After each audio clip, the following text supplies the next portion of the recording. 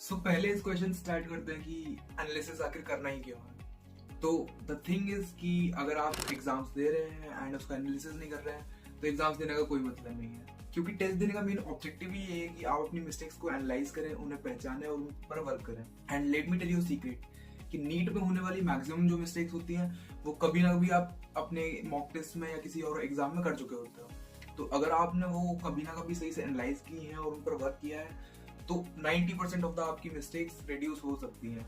So the key to a perfect score is mistake analysis.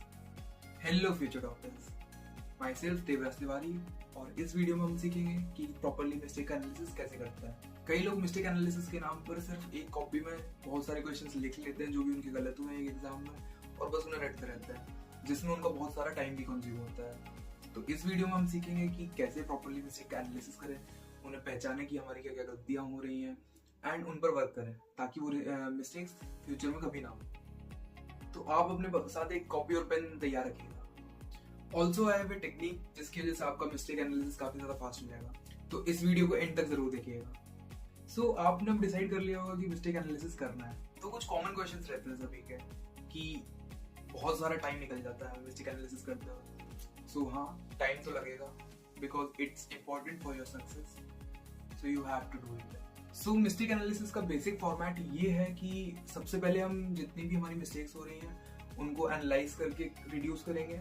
फिर जो भी question हम छोड़ रहे हैं उन्हें अटेम्प्ट करने की कोशिश करेंगे। एंड द थर्ड इज कि जो क्वेश्चन हमसे सही हो रहे हैं पर उनको बहुत ज़्यादा टाइम लग रहा है या फिर वो पहली बार में नहीं बन रहे हैं, उनको और अच्छे से करने की कोशिश करेंगे। तो आप लोग एक कॉपी निकाल लीजिए और ऐसे दो लाइंस खींच लीजिए, एक हॉरिजॉन्टल और एक वर्टिकल।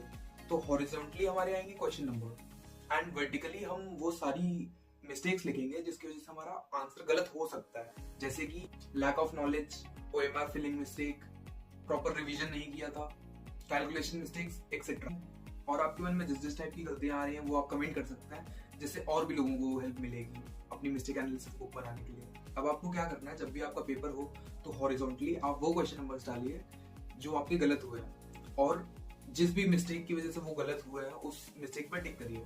और फाइनली लास्ट में आप एक टोटल करेंगे जिससे आपको एक पैटर्न समझ आएगा कि आपकी सबसे ज्यादा गलतियां किस वजह से हो रही हैं।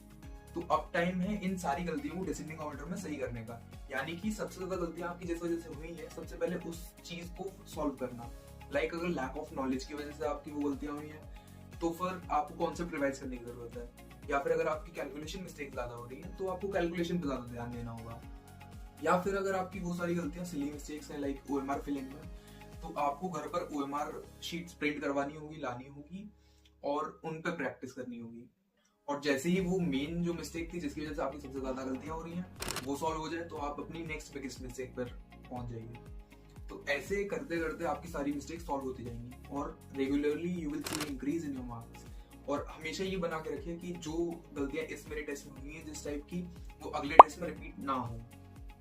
हर एग्जाम में आपका ये मोटिव होना चाहिए कि आपके मार्क्स कंटिन्यूसली इंक्रीज हो रहे हैं कि नहीं हो रहे हैं। और हर एग्जाम से पहले आपको ये एक एम लेके चलना होगा कि इस बार मैं पिछली बार से ज्यादा नंबर लेके आऊंगा। और कुछ क्वेश्चंस होते हैं जो प्योरली रटने के ऊपर होते हैं, तो उनके लिए आप एक अलग कॉपी बना सकते हैं और उनको लिख सकते हैं ताकि आप वो बार बार रिवाइज करें। और काफी सारी सिली मिस्टेक्स ऐसी होती है कि मैंने सही से फोकस नहीं किया था, क्वेश्चन में नॉट पढ़ना भूल गया, या फिर मुझे ऑप्शन में कंफ्यूजन थी, या फिर मैंने सारे ऑप्शंस नहीं पढ़े थे। तो जो भी ऐसी सिली मिस्टेक्स हो वो आप एक नोट पैड पे लिख सकते हैं या फिर किसी भी स्टिकी नोट पे लिख के आप दीवार पे चिपका सकते हैं। मैं तो यही करता था पर्सनली। तो इससे क्या होगा कि अगले टेस्ट से पहले आप वो चीज रिवाइज करके जाइए, जिससे आपको एग्जाम वाले टाइम पे वो चीजें याद आएंगी कि हाँ यार अभी तो ये पढ़ के आया था कि पिछली बार मैंने ऐसी गलतियां की थी, तो इस बार ऐसी गलतियां नहीं करनी है मुझे। तो इस टाइम को काफी सिग्निफिकेंटली रिड्यूस करने के लिए मैं एक ट्रिक बता देता हूँ, लाइक जो मैं यूज करता था ताकि मेरा एनालिसिस में टाइम बचे। दैट इज, जब आप पेपर दे रहे हैं उसी टाइम पे आप मार्किंग कर लीजिए अपने क्वेश्चन के आगे। अगर कोई भी आप मार्किंग नहीं करते उस क्वेश्चन में तो इसका ये मतलब है कि आप उस क्वेश्चन में कॉन्फिडेंट है। और अगर आप डी मार्क करते हैं दैट इज डाउटफुल कि लाइक ऑप्शन में प्रॉब्लम है या फिर इस क्वेश्चन में कंफ्यूजन है या मैं इसका रिवाइज करके नहीं आया, वो चीज आप मार्क कर लीजिए। और तीसरी चीज आप जो मार्क कर सकते हैं दैट इज जी बना दीजिए उसको, दैट इज गेस, कि भाई ये मैं तुक्का मार रहा हूँ, प्योरली ये गलत होता है या सही होता है, पर ये मेरा तुक्का ही है, ये मैं बाद में रिवाइज करूंगा, इसमें पढ़ूंगा। और एक जो लास्ट मार्किंग है that is T for time consuming, यानी कि ये बहुत ज्यादा टाइम लिया इस क्वेश्चन मेरा, मैंने सही किया या गलत किया उससे फर्क नहीं पड़ता, पर इसने मेरा बहुत ज्यादा टाइम खर्च किया है। तो इस केस में आपका मेन ऑब्जेक्टिव क्या होगा कि घर पे जाके इस पर्टिकुलर क्वेश्चन का कोई छोटा तरीका ढूंढेंगे ताकि इजीली ये सॉल्व हो पाए। इस चीज से आपको थोड़ी सी हेल्प मिलेगी ताकि आपका एनालिसिस फास्ट हो पाए। इस टाइम को थोड़ा और रिड्यूस करने के लिए मैंने एक और कोशिश की आप लोगों के लिए, दैट इज इस मिस्टेक एनालिसिस का मैंने एक पूरा फॉर्मेट तैयार किया है और उसको in form of a book बना दिया है। तो if you want to order that book you can fill the Google form given in the description. और हम इस बुक का एक फ्री गिव अवे भी कर रहे हैं जिसमें हम लोग 10 रैंडम स्टूडेंट्स को उठाएंगे और उनको ये मिस्टेक एनालिसिस बुक फ्री में प्रोवाइड करवाएंगे।